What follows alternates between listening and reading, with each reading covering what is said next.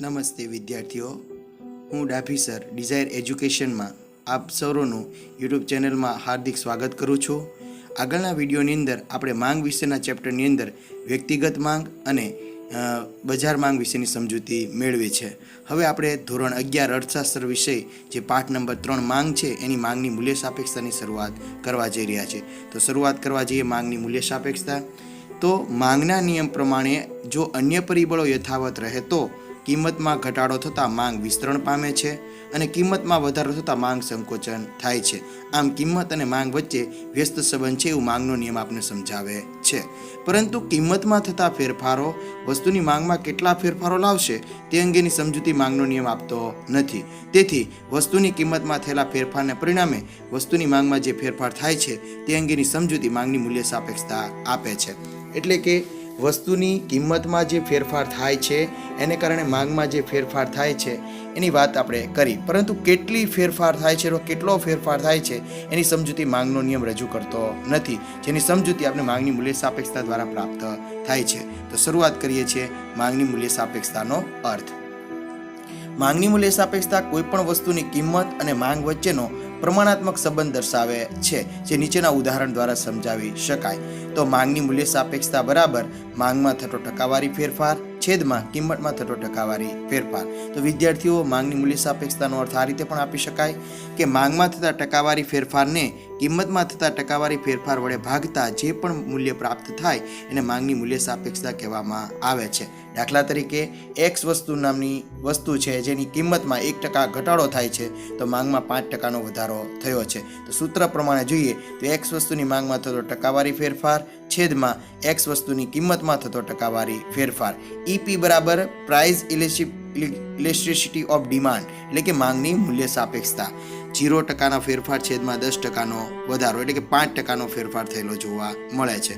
યાદ રાખજો વિદ્યાર્થીઓ કે માંગની મૂલ્ય સાપેક્ષતા છે એનો કોઈ શુદ્ધ આંકમાં વ્યક્ત થાય છે, એની પાછળ ટકા, રૂપિયા, કિલોગ્રામ, લીટર, મીટર એવો કોઈ પણ એકમ લખાતો નથી. કોઈ આમ માત્ર ને માત્ર માંગની મૂલ્ય સાપેક્ષતા શુદ્ધ આંકડામાં જ લખવામાં આવે છે. તો હવે જોઈએ માંગની મૂલ્ય સાપેક્ષતાની વ્યાખ્યા. તો માર્શલ એની વ્યાખ્યા આપતા જણાવે છે કે વસ્તુની માંગની મૂલ્ય સાપેક્ષતા વધારે છે કે ઓછી એનો આધાર કિંમતના ઘટાડાના પરિણામે માંગમાં થતો વધારો મોટો છે કે નાનો અને કિંમતના વધારાના પરિણામે માંગમાં થતો ઘટાડો મોટો છે કે નાનો એની ઉપર રહેલો છે. એટલે માર્શલ સમજાવે છે કે માંગની મૂલ્ય સાપેક્ષતાનો આધાર એની કિંમતમાં જે ફેરફાર થાય છે એને કારણે માંગમાં જે ફેરફાર થાય છે નાનો છે કે મોટો એના આધાર પર નક્કી થતી જોવા મળે છે. તો વિદ્યાર્થીઓ, ટૂંકા પ્રશ્નોની અંદર તમને પૂછી શકાય માંગની મૂલ્ય સાપેક્ષતાનો અર્થ સમજાવો અથવા માંગની મૂલ્ય સાપેક્ષતાની વ્યાખ્યા જણાવો અથવા માંગની મૂલ્ય સાપેક્ષતાનું સૂત્ર જણાવો. તો ફરી એક વખત માંગની મૂલ્ય સાપેક્ષતા બરાબર માંગમાં થતો ટકાવારી ફેરફાર છેદમાં કિંમતમાં થતો ટકાવારી ફેરફાર. આગળ માંગની મૂલ્ય સાપેક્ષતાના પ્રકારો. તો વસ્તુની કિંમતમાં ફેરફાર થતાં વસ્તુની માંગમાં કયા દરે ફેરફાર થાય છે તે આધારે માંગની મૂલ્ય સાપેક્ષતાના 5 પ્રકારો પાડવામાં આવેલા છે, જે પ્રકારો નીચે મુજબ છે. પહેલું સંપૂર્ણ મૂલ્ય સાપેક્ષ માંગ, બીજું સંપૂર્ણ મૂલ્ય અનપેક્ષ માંગ, ત્રીજું એકમ મૂલ્ય સાપેક્ષ માંગ, ચોથું મૂલ્ય સાપેક્ષ માંગ અને પાંચમું મૂલ્ય અનપેક્ષ માંગ. આ 5 પ્રકારોની સમજૂતી હવે એક વાર આપણે ડિટેલમાં અથવા વિસ્તારપૂર્વક જોવાના છીએ. તો શરૂઆત કરીએ સંપૂર્ણ મૂલ્ય સાપેક્ષ માંગ, કે જેનો જવાબ અનંત સુધી આવે છે.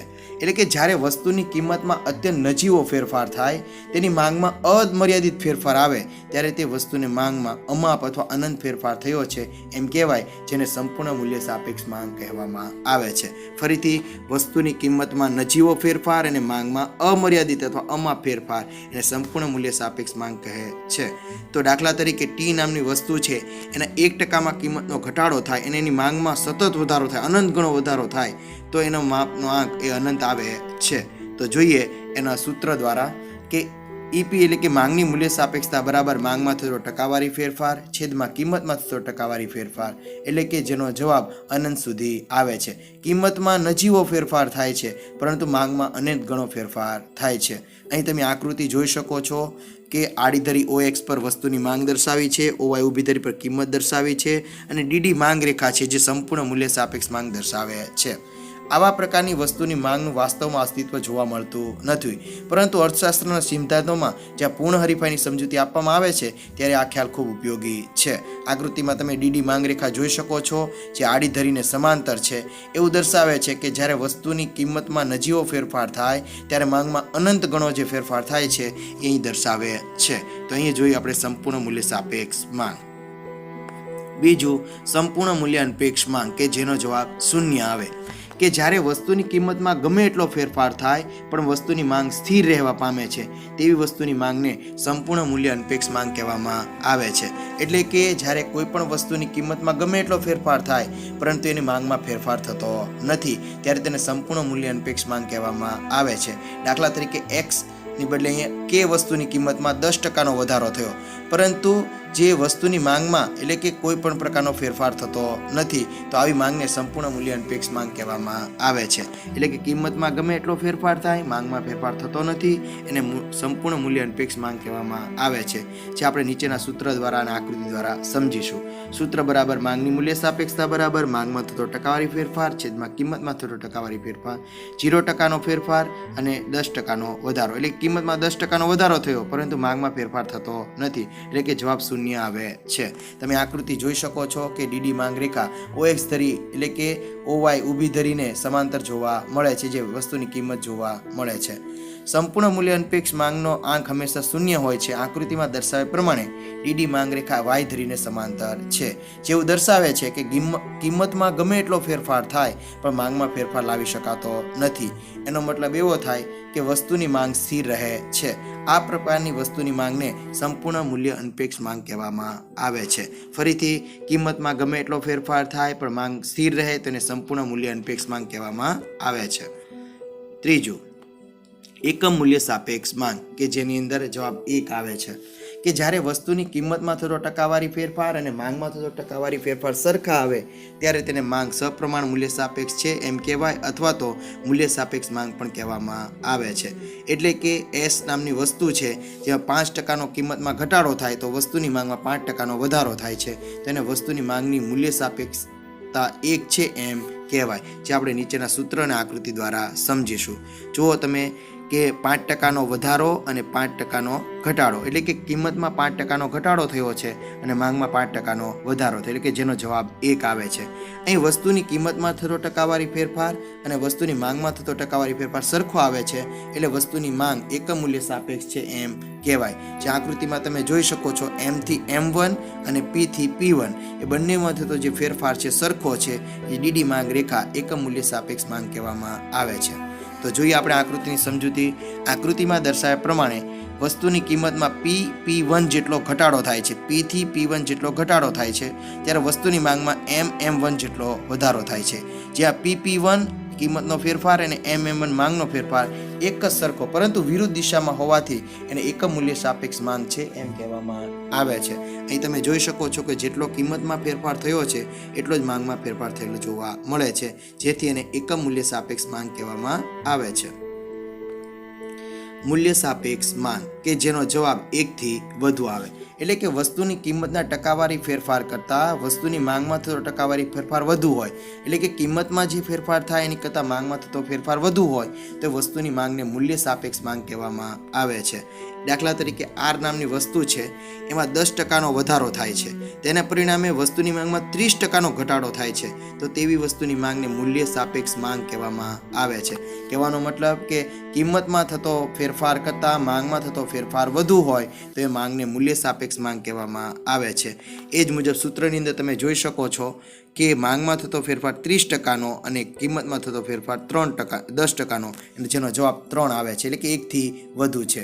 માંગની મૂલ્ય સાપેક્ષતાનો આંક 3 છે, જેવું દર્શાવે છે કે કિંમતમાં થતો ફેરફાર કરતાં વસ્તુની માંગમાં થતો ફેરફાર વધુ છે, જેથી વસ્તુની માંગ મૂલ્ય સાપેક્ષ છે. તમે જોઈ શકો છો P1 વચ્ચેનું અંતર અને M1 વચ્ચેનું અંતર જે ઓછું વધારે જોવા મળે છે. તો જોઈએ આકૃતિમાં P1P જેટલા વસ્તુની કિંમતમાં વધારો થવાથી P1 થી P એટલે ઉપર તરફ એરો જાય છે, એટલે કે P1 થી P જેટલો વસ્તુની કિંમતમાં વધારો થાય છે ત્યારે માંગમાં M1 થી M એટલે કે જ્યાં એરો તમે આડો જોઈ શકો છો એમાં સંકોચન થાય છે. અહીં વસ્તુની કિંમતમાં થયેલા વધારા કરતાં માંગમાં થતું સંકોચન વધુ છે. સામાન્ય રીતે મોજ શોખ, મનોરંજન અને આરામદાયક વસ્તુની માંગ એ મૂલ્ય સાપેક્ષ હોય છે. દાખલા તરીકે ટેલિવિઝન અને કાર. દાખલા તરીકે ટેલિવિઝનની કિંમત વધે તો લોકોની માંગ ઘટાડે છે. એ જ રીતે કારની જો કિંમત વધે તો એની માંગમાં ઘટાડો થાય છે. તો અહીં કિંમતમાં થતો ટકાવારી ફેરફાર કરતાં માંગમાં થતો ટકાવારી ફેરફાર વધુ હોય તો એને વસ્તુને મૂલ્ય સાપેક્ષ માંગ કહેવામાં આવે છે. અને છેલ્લું મૂલ્ય અનપેક્ષ માંગ, કે જેનો જવાબ 1 થી ઓછો આવે છે. કે વસ્તુની કિંમતના ટકાવારી ફેરફાર કરતાં વસ્તુની માંગમાં થતો ટકાવારી ફેરફાર ઓછો હોય તો તેવી વસ્તુને મૂલ્ય અનપેક્ષ માંગ કહેવામાં આવે છે. ફરીથી, કિંમતમાં જે ફેરફાર થાય છે એની કરતાં માંગમાં થતો ટકાવારી ફેરફાર ઓછો હોય તેને વસ્તુની માંગને મૂલ્ય અનપેક્ષ માંગ કહેવામાં આવે છે. દાખલા તરીકે એક વસ્તુની કિંમતમાં 20% વધારો થાય છે, પરિણામે વસ્તુની માંગમાં માત્ર 5% જ ઘટાડો થાય છે, તેને મૂલ્ય અનપેક્ષ માંગ કહેવામાં આવે છે. તો એ જ ફરીથી સૂત્ર અને આકૃતિ દ્વારા સમજીએ. સૂત્રની અંદર તમે જોઈ શકો છો કે કિંમતમાં થતો ફેરફાર 20% અને માંગમાં થતો ફેરફાર 5%, એટલે કે -1/4 એટલે કે 0.25. અહીં માંગની મૂલ્ય સાપેક્ષતાનો જવાબ 1 થી ઓછો જોવા મળે છે, જેને મૂલ્ય અનપેક્ષ માંગ કહેવામાં આવે છે. આકૃતિમાં તમે જોઈ શકો છો P1 થી P વચ્ચેનું અંતર અને M1 થી M વચ્ચેનું અંતર તમે ડિફરન્સ જોવા મળે છે. તો જોઈએ, આકૃતિમાં P1 જેટલા વસ્તુની કિંમતનો વધારો થવાથી P માંથી P1 જેટલી કિંમત વધે છે, ત્યારે માંગમાં M થી M1 જેટલો એટલે કે M થી M1 જેટલો ઘટાડો થાય છે. અહીં વસ્તુની કિંમતમાં થયેલા વધારા કરતાં માંગમાં થયેલો ઘટાડો ઓછો છે. સામાન્ય રીતે જીવન જરૂરી આવશ્યક વસ્તુઓની માંગ એ મૂલ્ય અનપેક્ષ હોય છે. દાખલા તરીકે અનાજ, દૂધ, તેલ, કે એની કિંમતમાં કદાચ વધારો થાય તો માણસ ખાવાનું બંધ કરી દેતો નથી. એટલે કે અનાજ, દૂધ, તેલ એની માંગમાં ઘટાડો કરે છે પણ બંધ કરી દેતો નથી. એટલે કે આવી આવશ્યક ચીજ વસ્તુની માંગમાં કિંમતમાં કદાચ ફેરફાર થાય તો પણ એની માંગમાં નજીવો ફેરફાર થતો જોવા મળે છે. તો એને કહેવાય છે મૂલ્ય અનપેક્ષ માંગ. તો અહીંયા આપણે માંગની મૂલ્ય સાપેક્ષતાના 5 પ્રકારોની વાત પૂરી કરી. હવે પછીના નવા વિડીયોની અંદર આપણે મળશું માંગની આવક સાપેક્ષતા.